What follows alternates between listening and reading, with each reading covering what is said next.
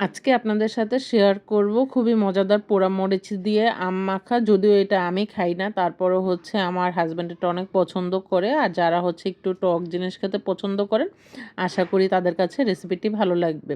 তো এখানে হচ্ছে অনেকগুলো কাঁচা আম ছিল। এই আমগুলো হচ্ছে আমার আব্বুর বাসার। এই আমগুলো দেখা যায় সারা বছরই হয়।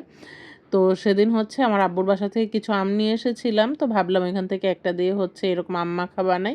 আর বাকিগুলো হচ্ছে ঘরে রেখে দিলেই কিন্তু পেকে যায়।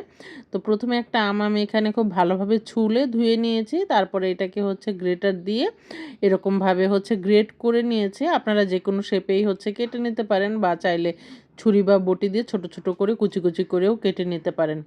তো গ্রেট করা আমগুলো হচ্ছে এখানে একটা বাটির মধ্যে আমি নিয়ে নিয়েছি। আর এখানে হচ্ছে 2টা শুকনা মরিচ আমি হচ্ছে আগুনে একদম পুড়িয়ে ফেলবো। তো আপনারা চাইলে এটাকে টেলেও নিতে পারেন। তবে এভাবে পুড়িয়ে বানালে কিন্তু ওই আমের মধ্যে থেকে খুবই সুন্দর একটা ফ্লেভার আসে।